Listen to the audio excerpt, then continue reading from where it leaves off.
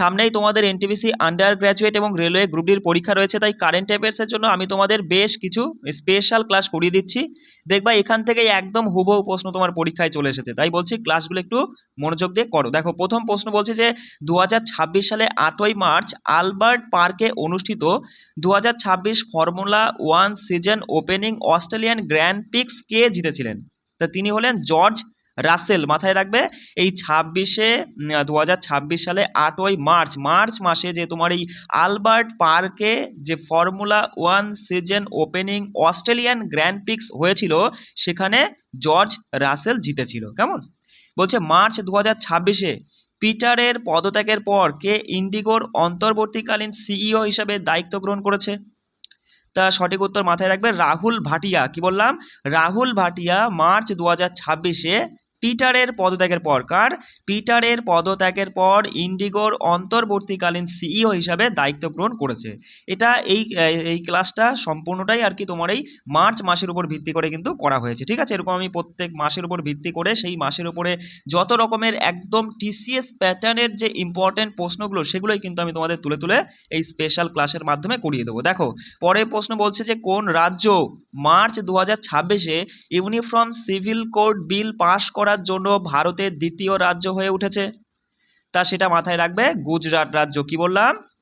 Uniform civil code bill পাশ করা ভারতের দ্বিতীয় রাজ্য হলো গুজরাট, আর প্রথম রাজ্যটা ছিল উত্তরাখণ্ড। মাথায় রাখবে যে ইউনিফর্ম সিভিল কোড বিল পাশকারী প্রথম রাজ্য ছিল উত্তরাখণ্ড, যে কিনা 2024 সালের ফেব্রুয়ারিতে তার প্রথম সংস্করণটা পাশ করেছিল। আর গুজরাট হলো এই তোমার ইউসিসি অর্থাৎ ইউনিফর্ম সিভিল কোড বিল পাশ করা দ্বিতীয় রাজ্য।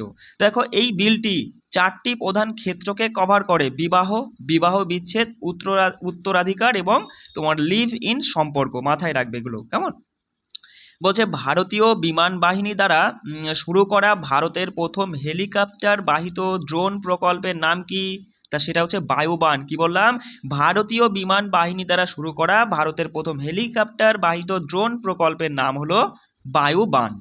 বলছে কোন রাজ্য মহিলা উদ্যোক্তাদের সহায়তার জন্য মহিলা উদ্যোক্তা ক্ষমতায়ন প্রকল্প চালু করেছে? তাহলে বলো যে মহিলা উদ্যোক্তা ক্ষমতায়ন প্রকল্প চালু করেছে কোন রাজ্য সরকার? কি হবে? তামিলনাড়ু। মাথায় রাখবে তামিলনাড়ু রাজ্য সরকার মহিলাদের জন্য তোমার এই মহিলা উদ্যোক্তা ক্ষমতায়ন প্রকল্প চালু করেছে। এই প্রকল্পের লক্ষ্য হলো তোমার হচ্ছে ভর্তুকি যুক্ত ঋণ, প্রাথমিক মূলধন এবং বাজার সংযোগের মাধ্যমে 5 বছরের মধ্যে 1 লক্ষ মহিলা উদ্যোক্তাকে সহায়তা করা। কত লক্ষ? 1 লক্ষ মহিলাকে সহায়তা করা। মাথায় রাখবে। হ্যাঁ, আর তামিলনাড়ু চালু করেছে এই প্রকল্পটা। বলছে 6ই মার্চ 2026-এ ঘোষিত রাজ্যপাল রদবদলের পর দিল্লির নতুন লেফটেন্যান্ট গভর্নর হিসাবে কে নিযুক্ত হয়েছেন? বলো। তা মাথায় রাখবে দিল্লির নতুন লেফটেন্যান্ট গভর্নর হিসাবে নিযুক্ত হয়েছেন তারানজিৎ সিং সান্ধু। কি বললাম? তারানজিৎ সিং সান্ধু। এই দেখো 6ই মার্চ 2026-এ ডেটটাও কিন্তু গুরুত্বপূর্ণ। মাথায় রাখবে 6ই মার্চ 2026-এ দিল্লির নতুন লেফটেন্যান্ট গভর্নর হিসাবে নিযুক্ত হয়েছেন তারানজিৎ সিং সান্ধু। কেমন? আচ্ছা, এর আগে কে ছিলেন? এই তারানজিৎ সিং সান্ধুর আগে দিল্লির লেফটেন্যান্ট গভর্নর ছিলেন বিনয় কুমার সাক্সেনা। মাথায় রাখবে যে বিনয় কুমার সাক্সেনা দিল্লির প্রাক্তন লেফটেন্যান্ট গভর্নর ছিলেন। তিনি এখন লাদাখের লেফটেন্যান্ট গভর্নর হিসেবে নিযুক্ত হয়েছেন। তাহলে এই 6ই মার্চ 2026-এ কিন্তু হচ্ছে তোমার রাষ্ট্রপতি এই হচ্ছে লেফটেন্যান্ট গভর্নর বা রাজ্যপালগুলো কিন্তু নিযুক্ত করেছেন এক একটা রাজ্য এবং কেন্দ্রশাসিত অঞ্চলে। তা মাথায় রাখবে যে দিল্লির প্রাক্তন লেফটেন্যান্ট গভর্নর ছিল বিনয় কুমার সাক্সেনা, বর্তমানে তারানজিৎ সিং সান্ধু। আর এই বিনয় কুমার সাক্সেনা তিনি এখন লাদাখের লেফটেন্যান্ট গভর্নর হিসেবে নিযুক্ত হয়েছেন। কবিন্দর গুপ্তা যিনি লাদাখের প্রাক্তন লেফটেন্যান্ট গভর্নর ছিলেন তিনি এখন হিমাচল প্রদেশ রাজ্যের রাজ্যপাল হিসেবে নিযুক্ত হয়েছেন। কেমন? তাহলে হিমাচল প্রদেশের বর্তমানে রাজ্যপাল কে আছেন? কবিন্দর গুপ্তা। আর আর এন রবি যিনি তামিলনাড়ুর প্রাক্তন রাজ্যপাল ছিলেন তিনি এখন পশ্চিমবঙ্গের রাজ্যপাল হিসেবে নিযুক্ত হয়েছেন এই মার্চ মাসেই, 6ই মার্চ 2026-এ। মাথায় রাখবে যে আর এন রবি যিনি বর্তমানে পশ্চিমবঙ্গের রাজ্যপাল হিসাবে নিযুক্ত আছে। বিহার বিধানসভার প্রাক্তন স্পিকার নন্দকিশোর যাদবকে মার্চ 2026-এ রদবদলে কোন রাজ্যের রাজ্যপাল হিসেবে নিযুক্ত করা হয়েছে? তা বুঝতেই পারছো যে এই নন্দকিশোর যাদব তিনি কিন্তু বিহারের স্পিকার ছিলেন, তিনি এখন বর্তমানে নাগাল্যান্ডের রাজ্যপাল হিসেবে নিযুক্ত হয়েছেন। কোথাকার? নাগাল্যান্ডের। তাহলে মাথায় রাখবে যে নাগাল্যান্ডের বর্তমানে রাজ্যপালকে নন্দকিশোর যাদব। আচ্ছা দেখো, যদি বলে যে বিহারের বর্তমানে রাজ্যপাল কে আছে, মাথায় রাখবে যে সৈয়দ আতা হাসনাইন। কি বললাম? সৈয়দ আতা হাসনাইন, যিনি বিহারের বর্তমানে রাজ্যপাল হিসেবে নিযুক্ত হয়েছেন। পরের প্রশ্ন, 2026 সালের মার্চ মাসে অর্পিতা পাত্র সফলভাবে ওজস দেল সালান্ডো আরোহণ করেন, যা বিশ্বের সর্বোচ্চ আগ্নেয়গিরি, এবং এটি কোন পর্বতমালায় অবস্থিত? তা সেটা হচ্ছে আন্দ্রিজ।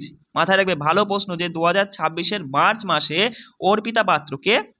অর্পিতা পাত্র যিনি সফলভাবে ওজস দেল সালান্ডো আরোহণ করেছে, ওজস দেল সালান্ডো আরোহণ করেছেন, যা কিনা যেটা হচ্ছে বিশ্বের সর্বোচ্চ তোমার হচ্ছে আগ্নেয়গিরি। তা এটা হচ্ছে কোন পর্বতমালায় অবস্থিত? আন্দ্রিজ। কোন পর্বতমালা? আন্দ্রিজ পর্বতমালায় অবস্থিত। দেখো, তিনি এই চূড়া সফলভাবে আরোহণকারী দ্বিতীয় ভারতীয় মহিলা হয়ে উঠেছেন। কেমন? বলছে 2026 সালের মার্চ মাসে দিল্লি সরকার এবং ড্যাশ উত্তর দিল্লির 486.7 একর জুড়ে দিল্লি ফিল্ম সিটি যৌথভাবে বিকাশের জন্য একটি চুক্তি স্বাক্ষর করেছে। তাহলে দিল্লি সরকার আর কোন সংস্থা? বলবা প্রসার ভারতী। কি বললাম? 2026 সালের মার্চ মাসে দিল্লি সরকার এবং প্রসার ভারতী মিলে উত্তর দিল্লির 486.7 একর, এটাও গুরুত্বপূর্ণ, 486.7 একর জুড়ে দিল্লি ফিল্ম সিটি যৌথভাবে বিকাশের জন্য একটি চুক্তি স্বাক্ষর করেছে। বলছে 2026 সালের মার্চ মাসে প্রকাশিত করুণা দ্য পাওয়ার অফ কম্পাশন নামক বইটির লেখককে? দারুণ গুরুত্বপূর্ণ, মাথায় রাখবে যে করুণা দ্য পাওয়ার অফ কম্পাশন নামক বইটির লেখক হলেন কৈলাস সত্যার্থী। কে লিখেছেন? কৈলাস সত্যার্থীর লেখা। বলছে মার্চ 2026-এ রায়সেনা ডায়লগের 11তম সংস্করণের প্রধান অতিথি কে ছিলেন? তা তিনি হলেন আলেকজান্ডার স্টাব। কি বললাম? আলেকজান্ডার স্টাব, যিনি মার্চ 2026-এ রায়সেনা ডায়লগের 11তম সংস্করণের প্রধান অতিথি ছিলেন আলেকজান্ডার স্টাব। তো দেখো, এই 2026-এর যে রায়সেনা ডায়লগটা হয়েছিল, তার থিম ছিল সংস্কারে জোর, বাসস্থান অগ্রগতি। কি থিম? থিমটার নাম হচ্ছে সংস্কারে জোর, বাসস্থান অগ্রগতি। আর এই ডায়লগের 6টি মূল বিষয়ের উপর জোর দেওয়া হয়: প্রতিদ্বন্দ্বী সীমান্ত, কমন্স মেরামত করা, হোয়াইট ওয়েল, তারপরে 11 ঘন্টা, তারপরে মাথায় রাখবে যে টুমোরোল্যান্ড এবং টেরিফের সময় বাণিজ্য। এই 6টি বিষয় আর কি মূল স্তম্ভ ছিল বা মূল বিষয়বস্তুর উপরেই জোর দেওয়া হয়েছিল। ঠিক আছে? বলছে 2020 সালে, একটু দেখে নাও যে 2026 হবে। হ্যাঁ, 2026 সালের মার্চ মাস পর্যন্ত প্রধানমন্ত্রী নরেন্দ্র মোদী ভারতের ইতিহাসে দীর্ঘতম মেয়াদের জন্য সরকার প্রধান হিসাবে মোট কতদিন দায়িত্ব পালন করেছে? তা সেটা হচ্ছে, মাথায় রাখবা, 8,931 দিন। কেমন? এটা হচ্ছে মার্চ অনুযায়ী, যে 2026-এর মার্চ মাস পর্যন্ত, 2026-এর কিন্তু, হ্যাঁ 2026-এর মার্চ মাস পর্যন্ত প্রধানমন্ত্রী নরেন্দ্র মোদী ভারতের ইতিহাসে দীর্ঘতম মেয়াদের জন্য সরকার প্রধান হিসাবে তিনি 8,931 দিন দায়িত্ব পালন করেছেন। আচ্ছা, তারপরে বলছে বজ্র ক্রপস, যা 2026 সালের 1 মার্চ তাদের 76তম প্রতিষ্ঠা দিবস উদযাপন করেছে। কততম? 76তম প্রতিষ্ঠা দিবস 1 মার্চ 2026-এ উদযাপন করলো বজ্র ক্রপস। তা বলছে যে সেটি কোন সালে গঠিত হয়েছিল? তা বুঝতেই পারছো, 76তম প্রতিষ্ঠা দিবস উদযাপন করেছে 26-এ, তাহলে 1950 হবে। কি হবে? 1950 সালে এটা গঠিত হয়েছিল, এই বজ্র ক্রপস। দেখো, এই এটা জনপ্রিয়ভাবে পাঞ্জাবের রক্ষক নামে পরিচিত। এই বজ্র ক্রপস হলো জনপ্রিয়ভাবে পাঞ্জাবের রক্ষক নামে পরিচিত। এই ক্রপসটি কৌশলগত পশ্চিম সীমান্তের নিরাপত্তার জন্য দায়ী। কেমন? পশ্চিম সীমান্তের নিরাপত্তার জন্য দায়ী। 2026 সালের মার্চ মাসে সেভির নতুন তোমার হোল টাইম মেম্বার হিসাবে কে নিযুক্ত হয়েছে? বলো। যে 26-এর মার্চ অনুযায়ী সেভির নতুন হোল টাইম মেম্বার হিসাবে কে নিযুক্ত হয়েছেন? তিনি হলেন, মাথায় রাখবে যে কেভি রমন মূর্তি। কি বললাম? কেভি রমন মূর্তি, যিনি সেভির হোল টাইম মেম্বার হিসাবে নিযুক্ত হয়েছেন। বলছে 2026 সালে, দেখো 2026 সালে 15ই মার্চ অনুষ্ঠিত 98তম একাডেমি অ্যাওয়ার্ডের আয়োজক কে ছিলেন? ভালো প্রশ্ন। বলো, 98তম যে একাডেমি অ্যাওয়ার্ড হয়েছে, আয়োজন করা হয়েছিল, তার আয়োজক কে ছিল? আয়োজক ছিলেন কোনান ও ব্রায়েন। নামটা মাথায় রাখবে, কোনান ও ব্রায়েন। ঠিক আছে? 2026-এর 15ই মার্চ এই অনুষ্ঠানটা অনুষ্ঠিত হয়েছিল। আর জানোই তো একাডেমি অ্যাওয়ার্ড বেশ গুরুত্বপূর্ণ, তার 2026-এর একাডেমি অ্যাওয়ার্ড মানে এই তোমার 98তম একাডেমি অ্যাওয়ার্ডের সেরা চলচ্চিত্রের নাম হচ্ছে one battle after another. One battle after another. সেরা পরিচালকের কথা বললে বলবা পল থমাস অ্যান্ডারসন। সেরা অভিনেতা মাইকেল বি জর্ডান সিনার্স ছবির জন্য, এটাও গুরুত্বপূর্ণ যে সেরা অভিনেতা হলেন মাইকেল বি জর্ডান কোন ছবির জন্য, সিনার্স ছবির জন্য। যদি বলে সেরা অভিনেত্রী কে ছিল, সেরা অভিনেত্রী হলো জেসি বাকলি। জেসি বাকলি হ্যামনেট ছবির জন্য সেরা অভিনেত্রী জেসি বাকলি হ্যামনেট ছবির জন্য। সেরা সহ অভিনেতা বা পার্শ্ব অভিনেতা বলো, সেরা সহ অভিনেতা শন পেন। শন পেন ওই তোমার ওয়ান ব্যাটেল আফটার অ্যানাদার ছবির জন্যই, কেমন। আর সেরা পার্শ্ব অভিনেত্রীর কথা বললে বলবা অ্যামি ম্যাডিগান। অ্যামি ম্যাডিগান, এটা বেশ গুরুত্বপূর্ণ, মাথায় রাখবা। যদি বলে যে যে 98তম একাডেমি অ্যাওয়ার্ডের সেরা আন্তর্জাতিক ফিচার ফিল্ম বিভাগে পুরস্কৃত হয়েছে কোনটি, সেটা নরওয়ের চলচ্চিত্র সেন্টিমেন্টাল ভ্যালু। কি বললাম, নরওয়ের চলচ্চিত্র সেন্টিমেন্টাল ভ্যালু, যেটা সেরা আন্তর্জাতিক ফিচার ফিল্ম বিভাগে পুরস্কৃত হয়েছে। আর যার পরিচালক ছিলেন তোমার এই জোয়ামিক ট্রিয়ান। জোয়ামিক ট্রিয়ার, ঠিক আছে, জোয়াকিম ট্রিয়ার ছিল পরিচালক এই তোমার সেন্টিমেন্টাল ভ্যালু। পরের প্রশ্ন দেখো, বলছে 2026 সালের মার্চ মাসে শ্রীলঙ্কা পুরুষ জাতীয় ক্রিকেট দলের নতুন প্রধান কোচ হিসাবে কে নিযুক্ত হয়েছেন। তাই এই শ্রীলঙ্কার তোমার হচ্ছে পুরুষ জাতীয় ক্রিকেট দলের নতুন কোচ হিসাবে নিযুক্ত হয়েছে কে, বলো সঠিক উত্তর কী হবে।